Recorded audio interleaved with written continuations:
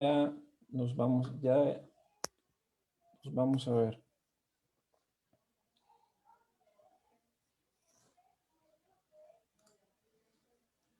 Perfecto.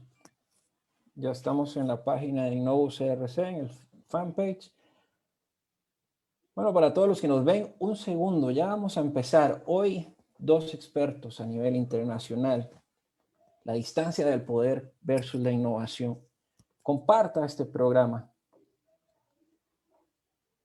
Ok, ya pronto desde cabina nos van a decir el go. Entonces estamos esperando. Bien.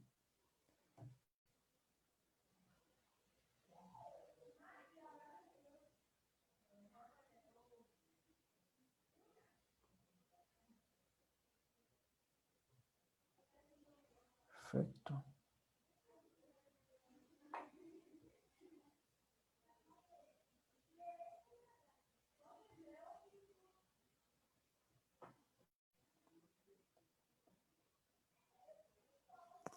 Muy bien, vamos a esperar.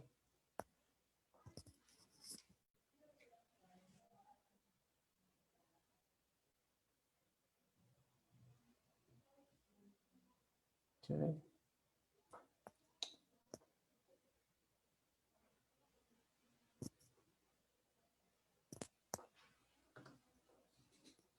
Perfecto.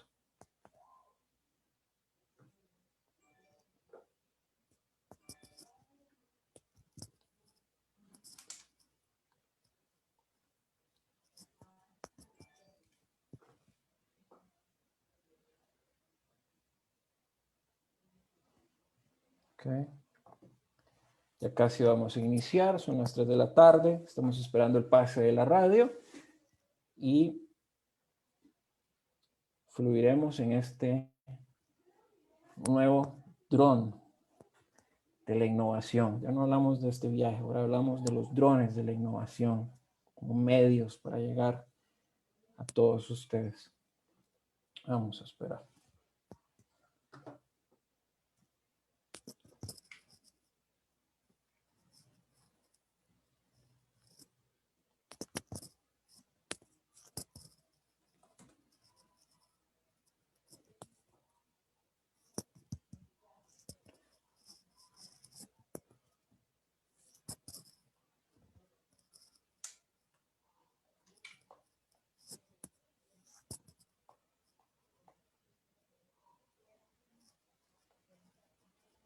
Perfecto.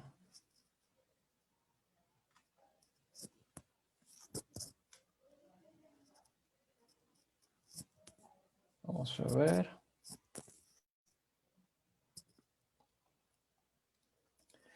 Bien, ya estamos en el espacio de la radio. Ya pronto empezamos.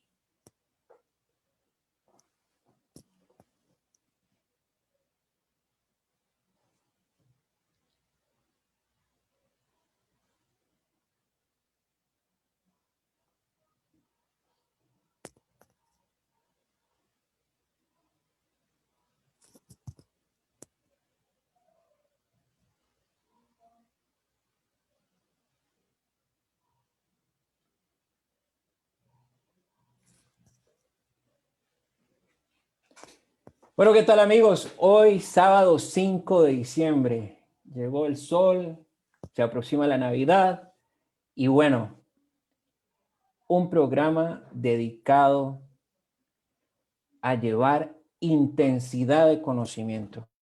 Para ello hemos traído dos invitados de lujo. Usted los puede ver por acá en su página, ya sea de Innovo CRC o en la página de CRC 89.1 Radio.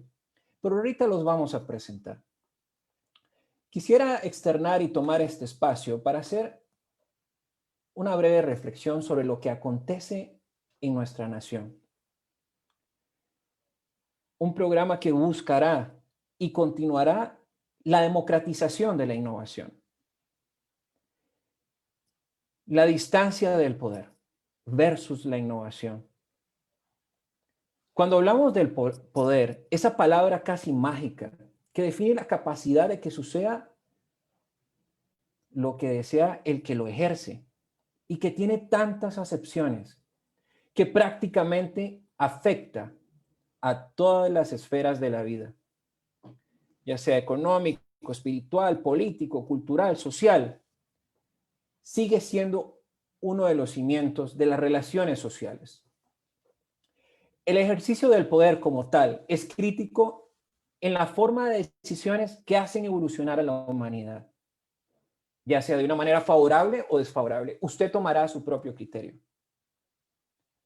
El poder comúnmente se asocia a personas que están respaldadas por estructuras que apoyan el ejercicio de la voluntad del poderoso. A veces, ese poderoso puede ser relativamente invisible o casi imperceptible. Y por ello puede tender a confundir la palabra poder en todo su contexto con lo que es la influencia, siendo esta la capacidad de cambiar percepciones en quien precisamente ejerce el poder. El ejercicio del poder es lo que lo ha configurado y seguirá configurando al mundo tal cual lo conocemos hoy. Un poder con equilibrios, con alteraciones, pero hasta hace no mucho, un poder con capacidad para desarrollar o inclusive concluir en escenarios relativamente predecibles. Y usted preguntará, ¿por qué está hablando hoy poder e innovación? Una exhortativa. ¿Con qué frecuencia elevamos los ojos hacia quienes detentan el poder? Porque no en vano también tienen la responsabilidad, una u otra, de estar unidas, para que nos expliquen qué está pasando y cómo salimos de esta situación. Hoy quizás más que nunca, por esta mano invisible, como bien lo decía Adam Smith, que tiene arrodilladas a todas las economías del mundo, exigimos todavía más resultados a nuestros gobernantes. Pero esto también ha traído que se vuelva más complicado en todos los niveles. Pese a la creciente desigualdad social en muchas naciones, donde Costa Rica no es la excepción, si bien hoy nuestro índice de desempleo es alrededor del 21,6%, 28,000 personas han logrado conseguir trabajos, mas no sabemos en qué condiciones, si han sido por periodos determinados o por un momento fijo, deseamos que sea este último. Sin lugar a dudas, sigue polarizando la posesión de la riqueza y con ello lo que implica el ejercicio del poder. El orbe ya no es una constelación de países y organismos supranacionales, con códigos espirituales o confesiones establecidas desde hace casi siglos. Si lo comparamos con un volcán, este mundo, tal cual lo conocemos, se ha convertido en un magma en ebullición, donde los países hegemónicos ya no tienen la capacidad unilateral de actuar. Las empresas grandes o históricas corren el peligro de desaparecer en pocos años si no están alerta. Cito ejemplos. Lala en Costa Rica, 2 empresas mexicanas que han anunciado su salida por la inestabilidad política y social. Bastantes sistemas políticos están en proceso de recomposición y eso es algo que no podemos mirar de lado. Y lo decimos de una manera más concreta. Cuidado si no en desintegración. Este poder blando de los grupos de interés que hoy en día el Foro Económico Mundial en su presidente Klaus Schwab lo ha establecido muy claramente. Vivimos en una economía de los involucrados, en una economía donde la cooperación tiene que privar ante cualquier agenda o interés común. La fuente de la innovación será y seguirá siendo por siglos la capacidad que tenga una nación de alterar su status quo social, político y económico. Como bien lo decía Mercedes Sosa, todo cambia. Todo cambia y se sigue haciendo cada vez más rápido. Las barreras de entrada que protegen el poder se han venido erosionando de una forma severa. La justicia social, esa que se manifiesta en las calles, el clamor popular de un mejor mañana, sigue siendo la tónica del día.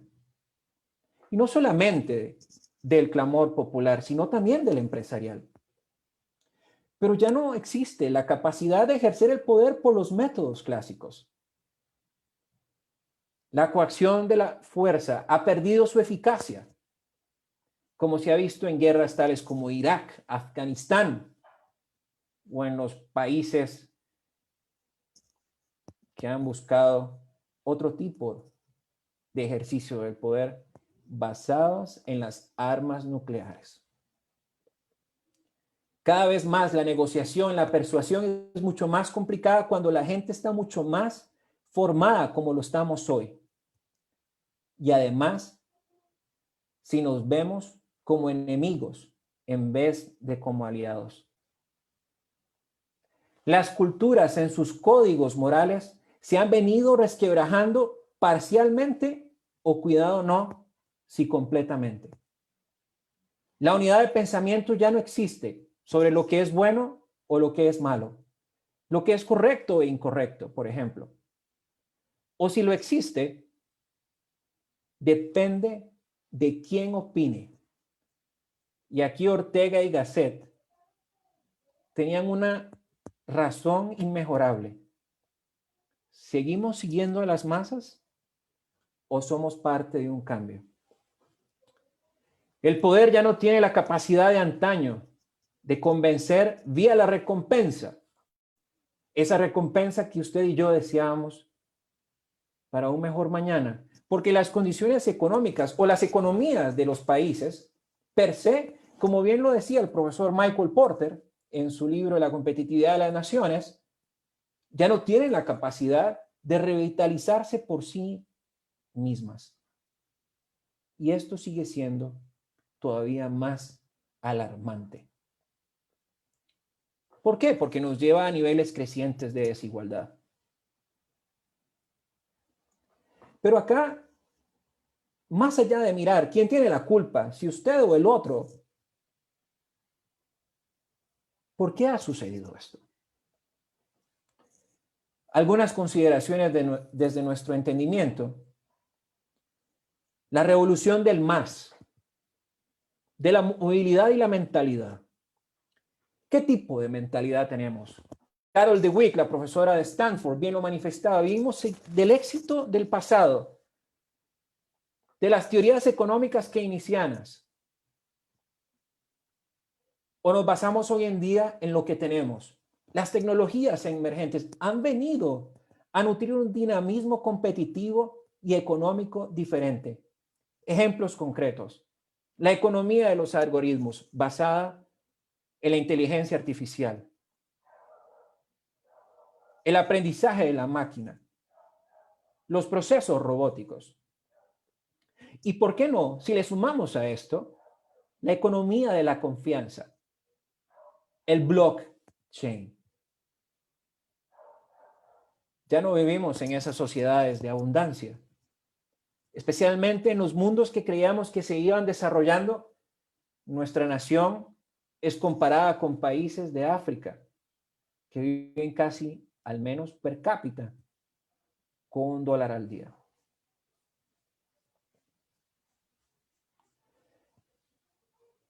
Debemos de dejar de pensar, y tajantemente lo pienso y lo manifiesto, usar al otro como un medio. Seamos cómplices de una mejor nación. Y esto por cuanto la movilidad geográfica sigue desdibujando las fronteras sociales que representan las fronteras físicas. La interculturalidad. Temática de hoy, un temazo. favorece o desfavorece la innovación. Depende de la acera donde usted se encuentre. El principal activo de un país es la cantidad y la calidad de su población, unido al neto de las tendencias migratorias, pero esta ecuación sigue cambiando. Y lo vemos en el índice de pobreza recién publicado por el INEC, donde el 67% de nuestra población no ha cumplido su ciclo de vida académico. Necesitamos hacer un cambio en esta mentalidad. La sociedad del conocimiento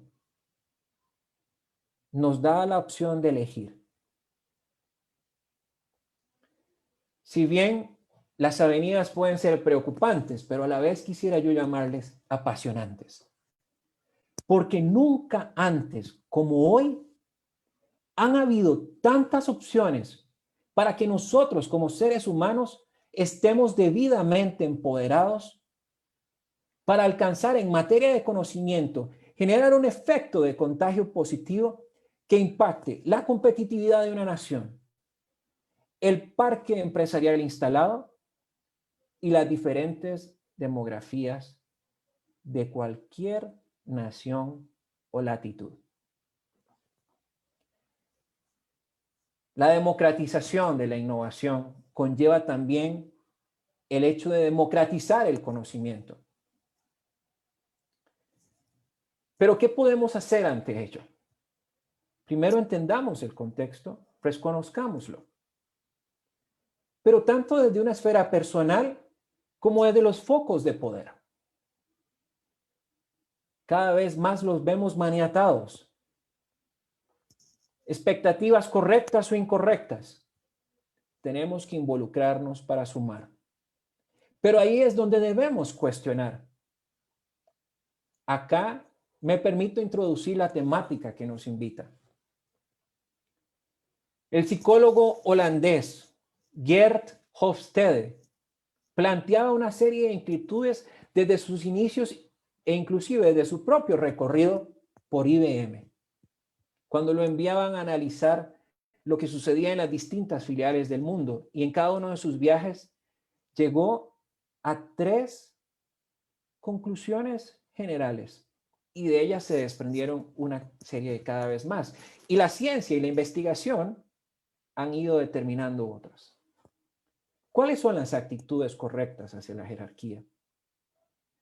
¿Cuánto se valora o se respeta la autoridad hacia una cultura en particular?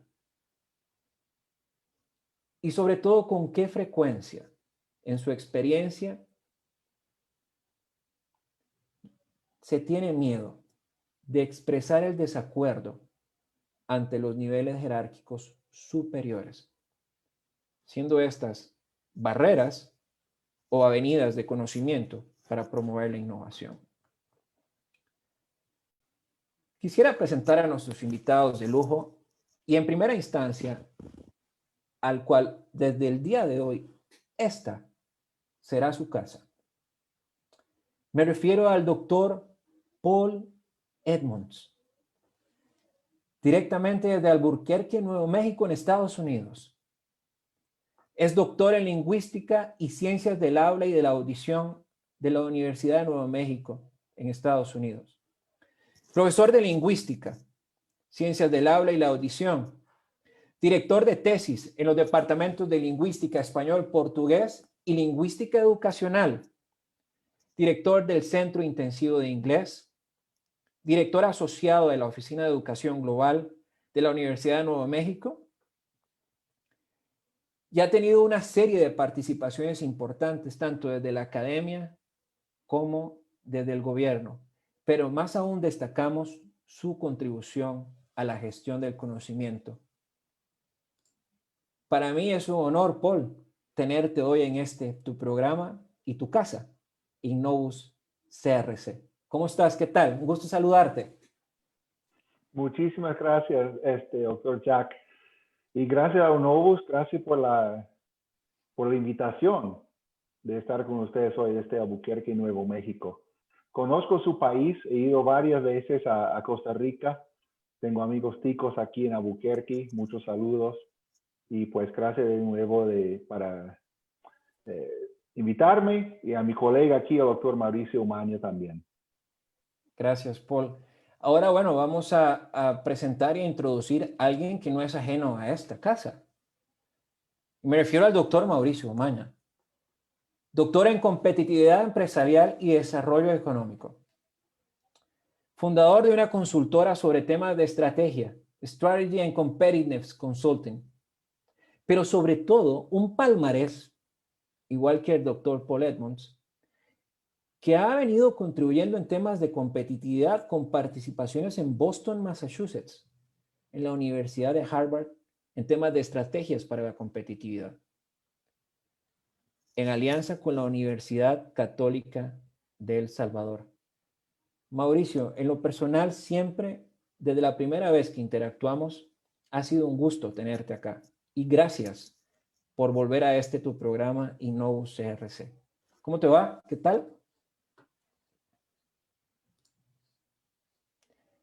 Recordá quitar el audio. A todos nos pasa. Tranquilo. Perdón. No te preocupes.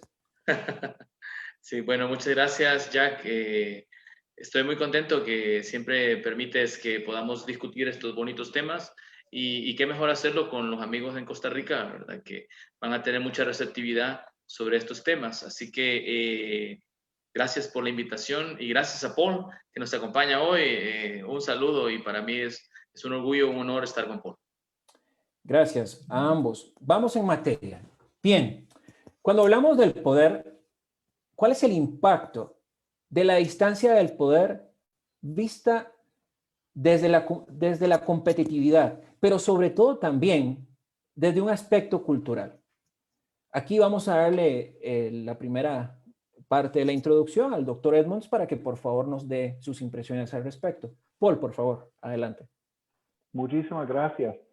Pues yo creo que primero, antes que nada, el tema es muy interesante y es un tema también bien importante, ¿no? Porque en cada cultura vemos o experimentamos esas diferencias, ¿no? Y una cosa que estaba compartiendo con mi amigo el doctor Mauricio Umaña antes de esta charla es que aún sabiendo cuáles son algunas diferencias generalizadas de un país o una región, pues siempre encontramos también otras diferencias que están basadas muchas veces en, como dice Jack, las personalidades, ¿no? Que pueden haber diferentes tipos de personas que piensan diferente.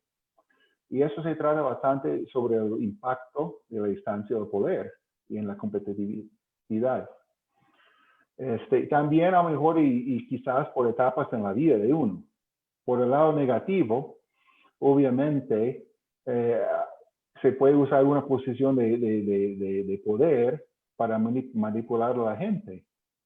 O que uno que está digamos, sin mucho poder, quizás porque es más joven, tiene menos recursos, menos contactos, menos visión, pues uno puede quedar desilusionado con sus opciones y con sus ideas de lograr grandes cosas. Sobre todo nosotros como educadores no queremos ver eso, porque como educadores siempre queremos ver que los jóvenes y la sociedad en general salga exitosamente. Por otro lado, y es un lado más positivo en cuanto a la distancia de poder, a la competitividad, y pasó en mi caso, ¿no? Cuando era un joven profesional, conocí a una persona de poder que buscaba para ayudar a los jóvenes. Era una ex jefa mía. Ella me brindó muchas oportunidades porque ella estaba en una posición de poder. Entonces me brindaba oportunidades para compartir en proyectos, por ejemplo, escribir propuestas para ganar becas, para apoyar a los estudiantes, o abrir un centro internacional en la Ciudad de México, lo cual hicimos en la Universidad de Nuevo México. Fui el director de ese proyecto. O también para hacer conexiones, para invitarle a uno a compartir en conversaciones, a sentarse en la mesa y de esa forma poder aprender y crecer. Entonces, obviamente uno no quiere vender su alma, no debería vender su alma al diablo y hacer cosas que no son correctas, pero hay muchas veces que uno se puede acercar a una persona de más poder y con reconocimiento, con respeto mutuo, pues podemos alcanzar bastante. Bien, interesante. La palabra respeto, clave en este ejercicio, que ahorita lo abordaremos. Mauricio, por favor, tus impresiones al respecto. Bueno, yo creo que sobre el tema del poder y la distancia al poder, hay que notar que, como lo ve Hofstede, que tú apuntabas, es un poco más a nivel general de una sociedad, no es a nivel de persona. Y como muy bien apunta Paul, sí, la distancia al poder puede ser positiva o negativa. Todo depende del cristal con el que se miran las cosas.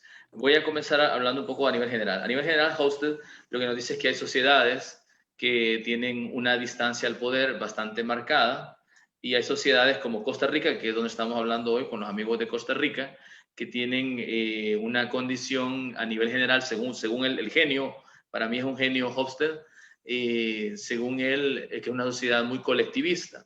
Entonces, estas sociedades que son muy colectivistas, que del año 48, entiendo yo, no tienen servicio militar y todo el juego que tienen otras sociedades, Correcto.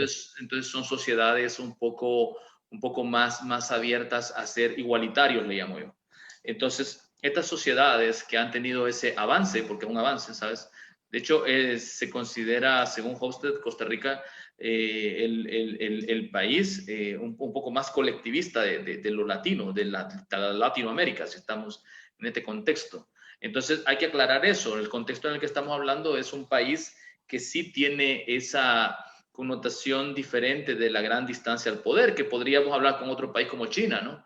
En donde la distancia es abismal, le decía yo a Paul en una discusión que tuvimos sobre la distancia en China al poder, ¿no? Y que sería prohibitivo quizás criticar el poder en China. No sé, ese tipo de discusiones complicadas, pero lo que sí es cierto es que las sociedades son muy diferentes. Ahora, ya apuntando lo que aclara muy bien Paul, sí, a nivel individual, cada sujeto y sociedad, por los grupos también, en la India serían castas, en Estados Unidos serían clasificaciones súper sofisticadas de jerarquías y rankings, hasta en Wall Street tienen rankings. Entonces, entonces yo creo que cada sociedad es un poco diferente y habrá que educar a sus ciudadanos, que es una apuesta de los países que está un poco complicada, pero habrá que educar a los ciudadanos para que logren los skills, que va a ser un tema transversal, para poder aprovechar las ventajas que da el manejo del poder en su país. Por ejemplo, Costa Rica está muy bien en innovación a nivel de Latinoamérica, no está súper bien, pero va mejorando. Creo que en el ranking está en la posición 55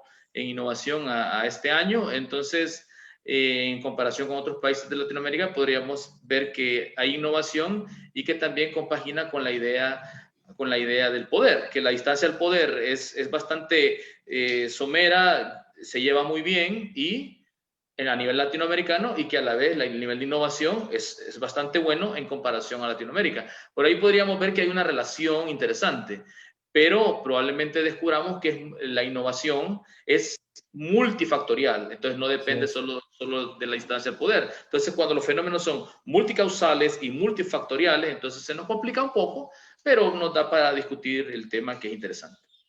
Bien, y eso es fantástico que hayan llegado ahí de buenas a primeras en el tema de la parte de la innovación. Costa Rica está rankeado en el puesto 55, como bien lo decías, en el subíndice, el índice de competitividad global, en el factor de innovación. Pero cuando desdeñamos un poco ese indicador, nos damos cuenta que en lo que es en inversión, en tecnología, de desarrollo, de innovación, Costa Rica, si acaso, invierte el 0,34% del PIB, teniendo un retorno de casi el 74%. Más sin embargo, cuando analizamos las investigaciones científicas que deberán estar resolviendo los principales problemas hoy en términos de productividad, nos damos cuenta que la capacidad interna doméstica de innovar no es la más apropiada. Y ahí es donde viene la distancia del poder a confluir. ¿Por qué? Ustedes lo enmarcaba en un ámbito cultural, los patrones, las conductas, los artefactos. Cada persona es una cultura. Pero también vemos algo que es inherente.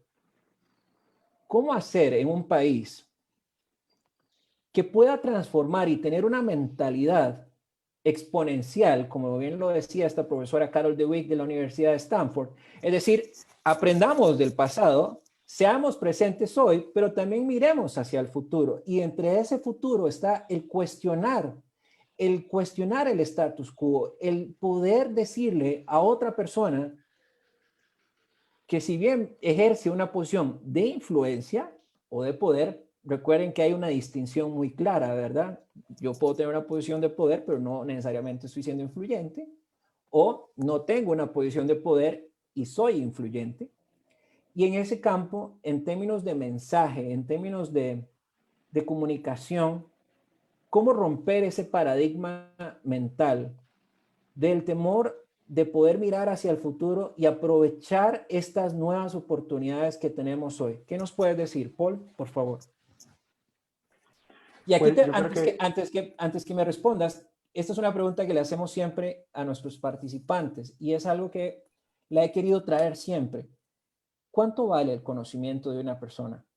O mejor aún, ¿cuánto vale un dato, una información, un hecho? ¿Cuánto vale para Paul Edmonds en términos de comunicación ese conocimiento, esas experiencias de un ser humano que le permitan trascender? Paul, por favor. muchas gracias. Pues a veces importa bastante, a veces como no tanto, ¿no? Lo muy curioso para mí es que lo que yo veo en los jóvenes, ¿verdad? Los jóvenes no tienen tanto miedo como nosotros, los que somos un poco más mayor, a entrar o a intentar hacer cosas grandes, porque no tienen ese miedo. Por ejemplo, yo a mi edad acabo de cumplir 50 años, a veces tengo más miedo porque conozco más. Conozco más de cómo es la vida, conozco más de cómo me pueden responder. Si yo pido algo, ya estoy como pensando, ¿no? Seguramente me van a decir que no. Pero el joven no tiene tanto, digo yo, esa complicación. Yo veo amigos míos jóvenes de unos 20 años, 21 años, abriendo sus propios negocios en línea, como sea. Y no están pensando en fracasar. O si están pensando en fracasar, es fracasando hacia adelante, como dice el autor John Maxwell, ¿no? Que me parece muy interesante. Entonces yo diría eso, pues que a veces sí, los datos por supuesto importan, pero a veces conociendo más sobre los datos y las generalizaciones, pues nos pueden impedir el progreso. Y ese progreso que cada vez más las oportunidades hoy no son lo mismo que mañana, ¿verdad? Sí.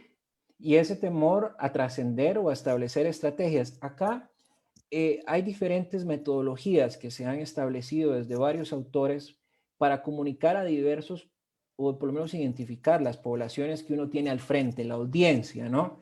Y poder generar en las personas que sean promotores. Richard Florida, uno de los escritores que ha venido calando en materia de innovación y de creatividad, habla sobre fomentar embajadores de innovación territorial.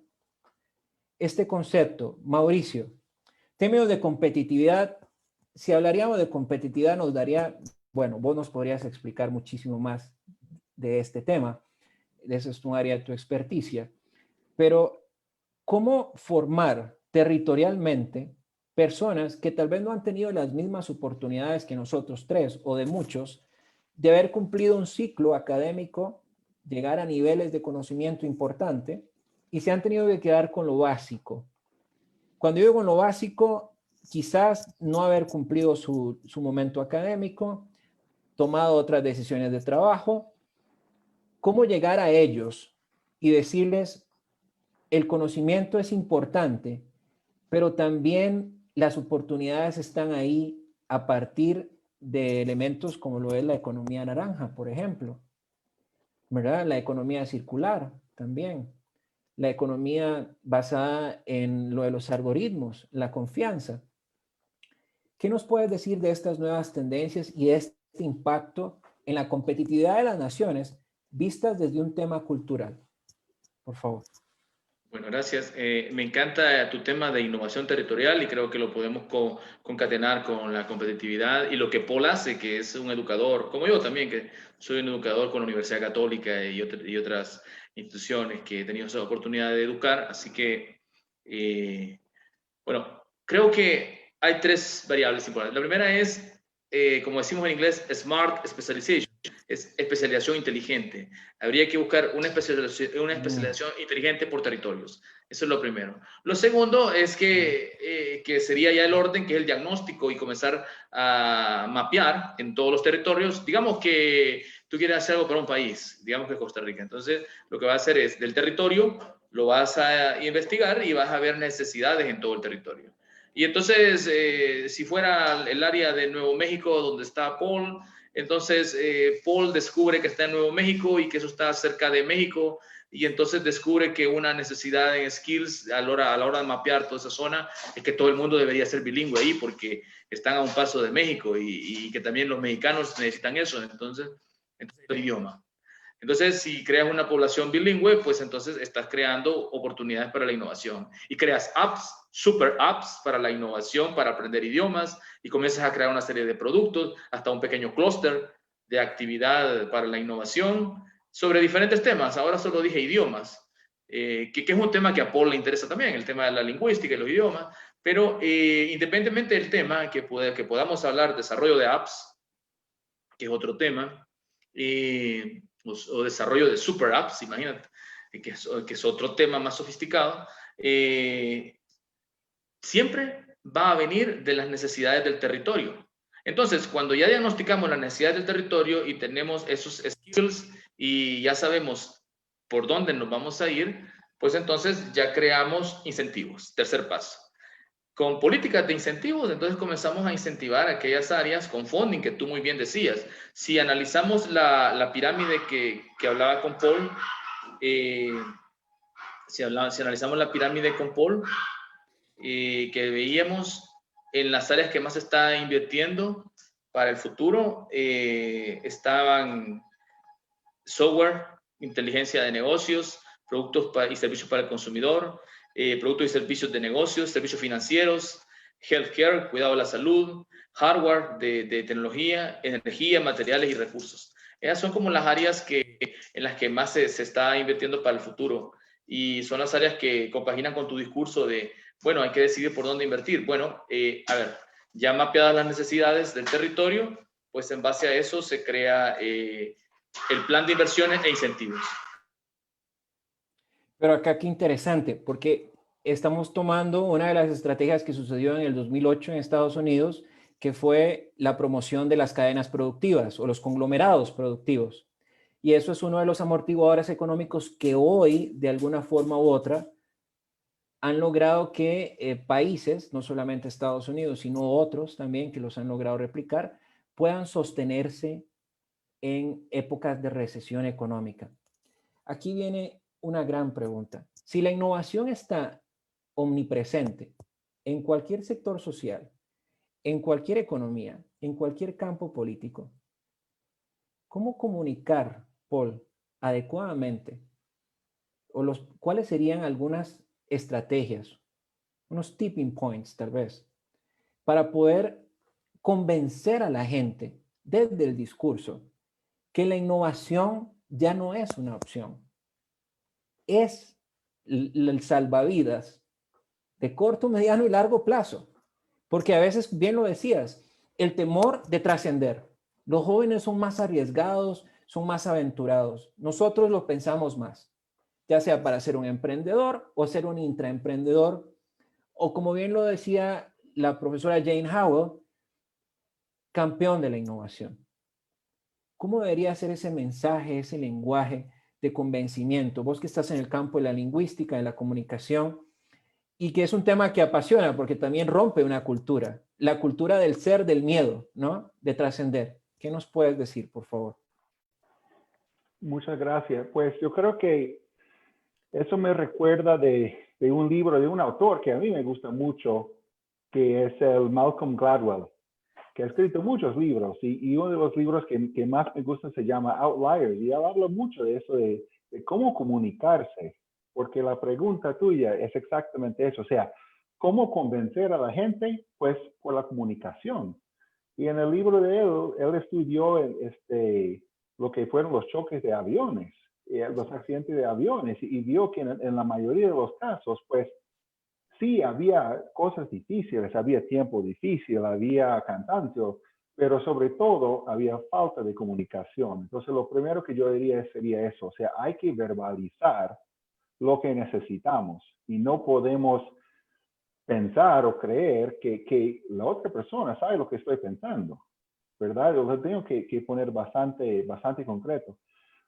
El segundo sería estudiar las diferentes culturas, convencer a la gente que es importante estudiar otras culturas. Y créeme, aquí en Estados Unidos eso no es fácil. La gente aquí, mucha gente aquí no piensa en los países, o sea, en otros países, están pensando puro desde acá, ¿verdad? Porque es un país grande que tiene de mucho. Pero hay que convencer a la gente que hay que estudiar sobre otras culturas, hay que conocer, hay que si no puedes viajar, pues leer o hablar con otras personas y siempre tratar a los demás con respeto y dignidad, sobre todo en momentos críticos. Ser abierto y capaz de romper barreras. Y eso influye mucho. Simon Sinek, uno de los escritores que se ha dado a la tarea de escribir mucho sobre liderazgo, ha hablado sobre el liderazgo de la humanidad. Y él hace una analogía en uno de sus libros con Los líderes comen al final, de cómo el ejercicio de liderazgo en las fuerzas especiales de los Estados Unidos, los líderes comen hasta, ¿verdad? Hasta de último. Y él en su retrato, y aquí viene la pregunta para Mauricio, en el tema de competitividad, y voy a hacer esta analogía, a ver cómo sale.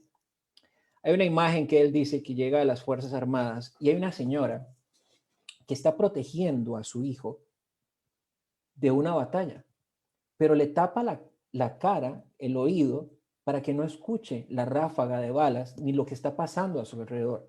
Pero ella sí está presente ahí. Mauricio, en temas de competitividad, en temas de parque empresarial, ¿será que hemos pecado de algún tiempo atrás, desde la academia, de formar jefes y no líderes? Jefes más enfocados en los datos, en los resultados, utilidades, y no en temas de cómo devolver, y aquí yo sé que vamos a converger, ese valor compartido de una organización, ese verdadero valor que realmente te hace sentirte parte de, y no que cuando se termine la hora del café en la organización digamos que tengo que ir a trabajar, ¿no? O tengo que ir a trabajar por una necesidad. ¿Cuánto le vale eso en términos de esfuerzo y de costo a una organización tener a un empleado, a un colaborador desmotivado? Pero yo me pregunto más todavía, en términos de una nación, ¿cuánto vale para una nación tener a su gente socialmente desmotivada, con falta de credibilidad, poca legitimidad en su accionar, donde la gente se mira como un adversario entre uno y el otro y surgen bandos, entonces uno no sabe para dónde agarrar? Y aquí, si ves el tema de la distancia del poder, como lo decía usted, pasamos de lo individual a lo social, pero también como decía el gato y le dijo a Alicia en el País de las Maravillas, si no sabemos para dónde vamos, cualquier camino es bueno. ¿Y por qué he llegado a este punto de la conversación? Porque me interesa sacarle el máximo provecho a ustedes dos, en el cual podamos definir algunas rutas de acción como país para generar amortiguadores económicos de mediano y largo plazo, visto desde la competitividad, pero también desde el mensaje que deberíamos de estar dando para promover la innovación. Mauricio, ya con esa cara que me hiciste, que te veo, dije yo, ya te voy a sacar lo mejor de vos. Tengo que aprovecharte. No es todos los días que te tengo acá sentado con Paul aquí hablando. Entonces hay que aprovecharte. No, gracias, gracias. Creo que es una gran cuestión, una gran pregunta. No es fácil. La idea sería, habría que comenzar siempre estudiando las mayores necesidades de tu población, por ejemplo.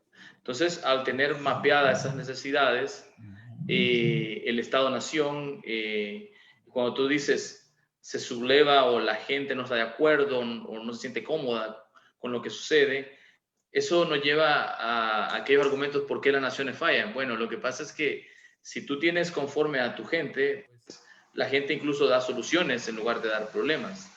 Pero para eso comenzamos desde la escuela, desde lo básico, y la mejor escuela es la casa, ¿no? Entonces comenzamos a formar a la gente en esas capacidades.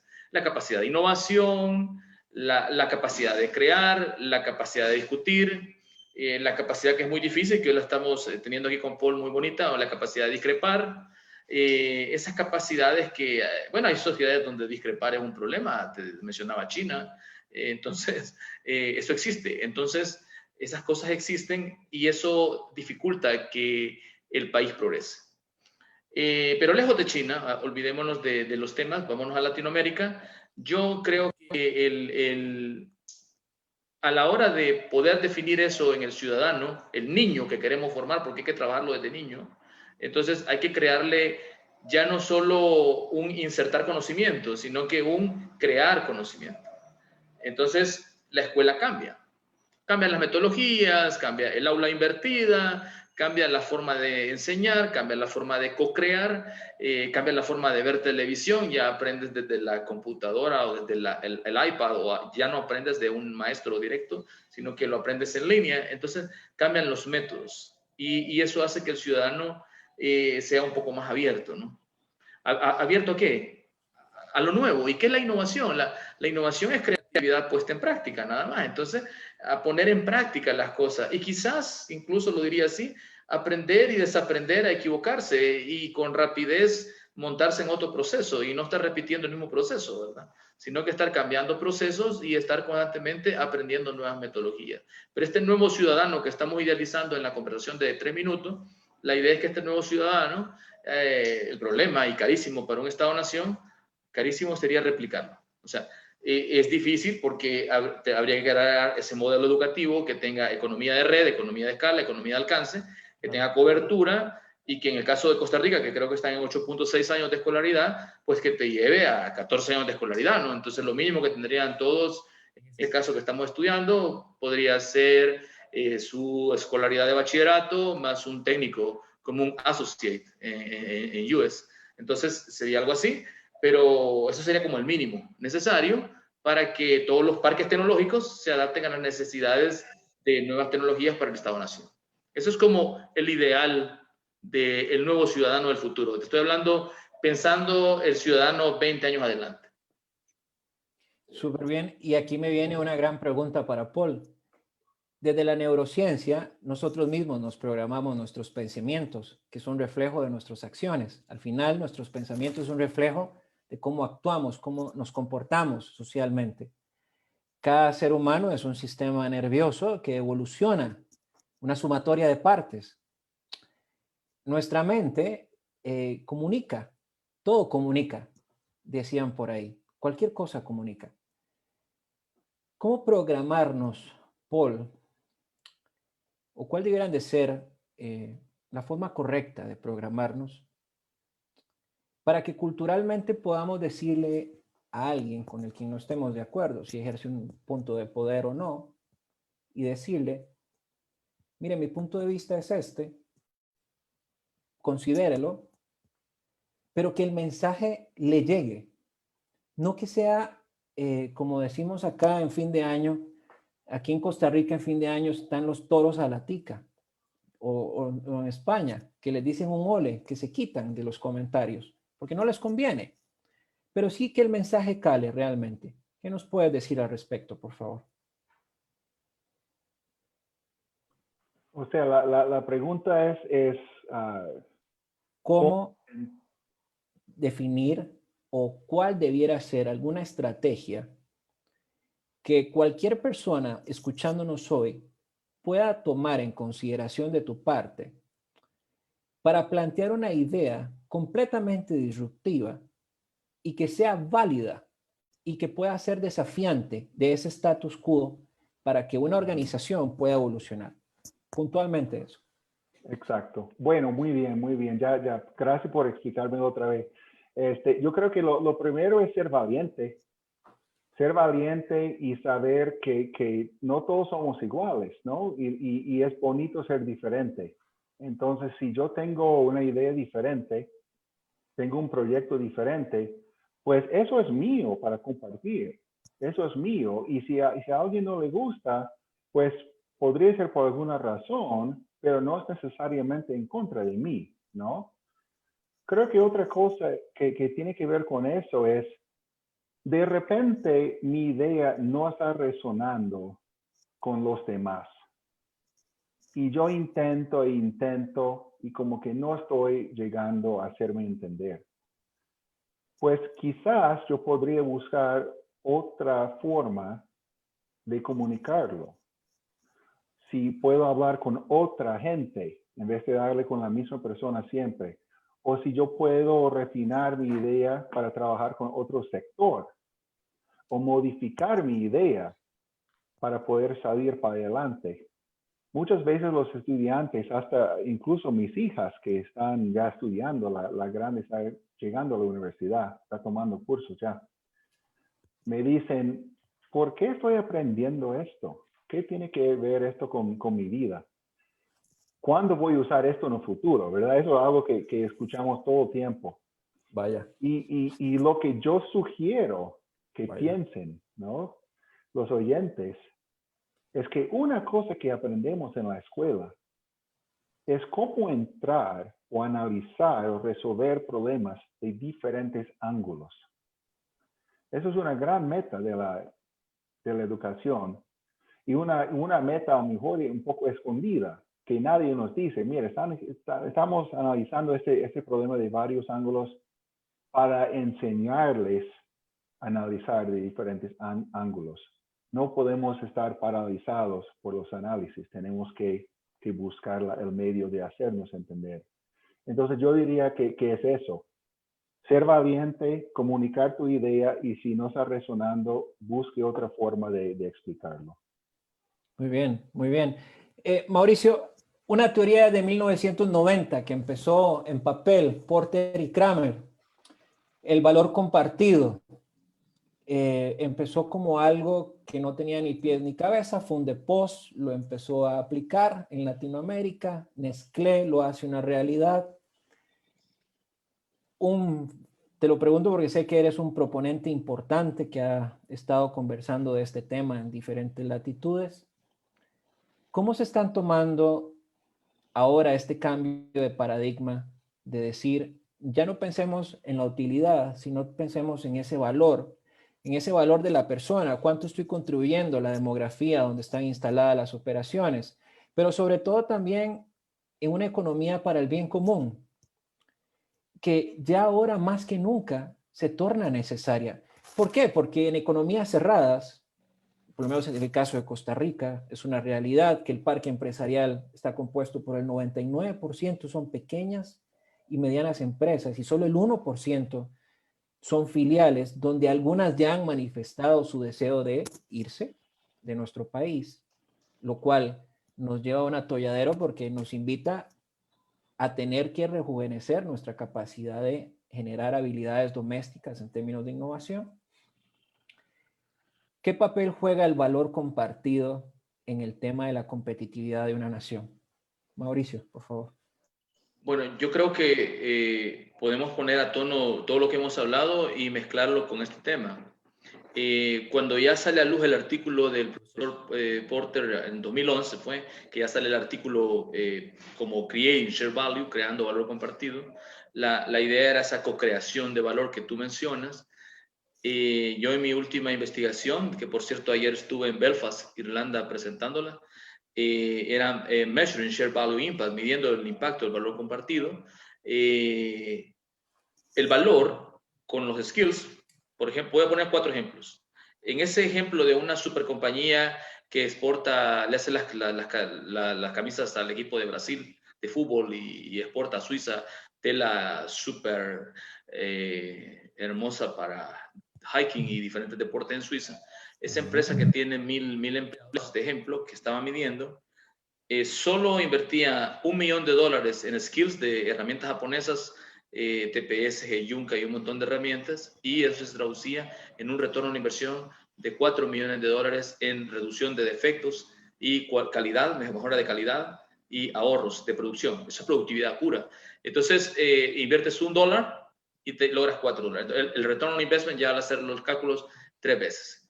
Primer caso, cuando inviertes en herramientas, en skills para la gente, cuando formas a tus empleados, ya que mencionaba las pymes tú ahora mismo, cuando inviertes en la gente, eso se traduce, esos skills de inversión, se traducen en rendimientos de calidad, de productividad y rendimientos de ahorro para las compañías.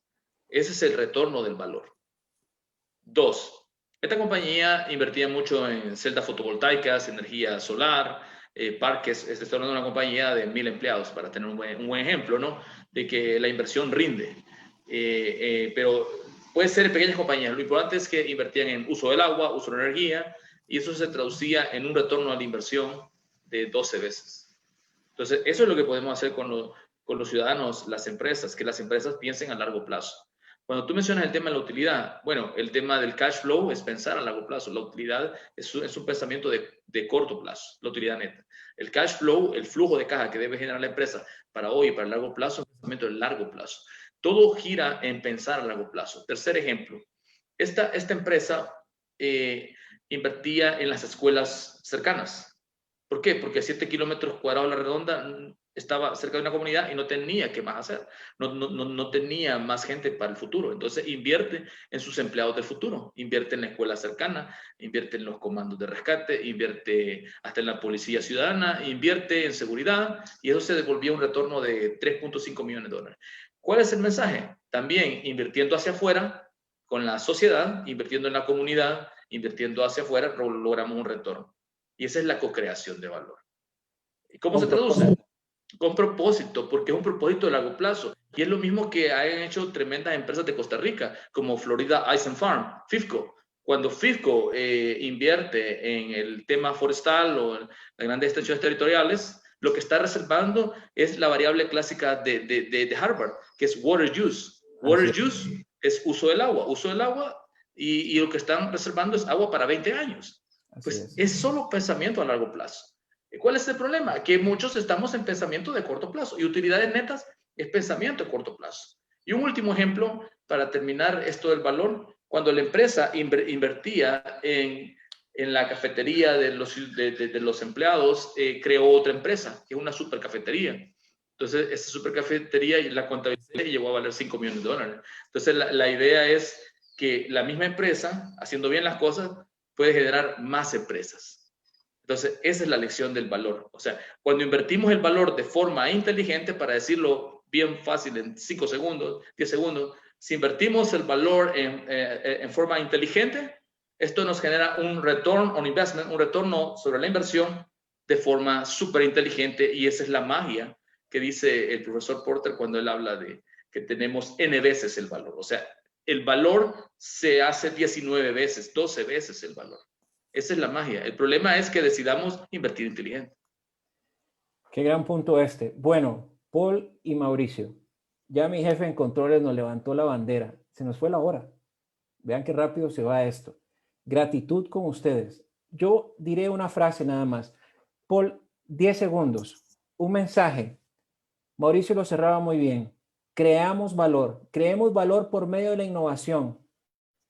Un mensaje desde tu ámbito de conocimiento y experticia, desde la lingüística, desde la comunicación, que le pueda aportar a todos nuestros radioescuchas, los que nos ven y nos verán, ¿no? 10 segundos, por favor. Adelante. Gracias. Diría que tener fe, que la comunicación y la buena voluntad de nosotros va a ayudar a la sociedad. Y comunicándonos bien, conociéndonos bien, pues vamos a salir adelante con esos esfuerzos. Gracias. Mauricio, 10 segundos. En el campo competitivo, le sumaste el gradiente más importante, el valor compartido. 10 segundos para cerrar el contexto. Bueno, intentemos hacer todo siempre agregando valor, pero que cada segundo, cada dólar cuente para el futuro. Bien, palabras finales del programa de hoy. La distancia del poder, un tema cultural, una barrera mental cognitivamente que usted la puede superar con valentía, con ánimo, con esperanza, con respeto, pero también pensando en generar un valor compartido.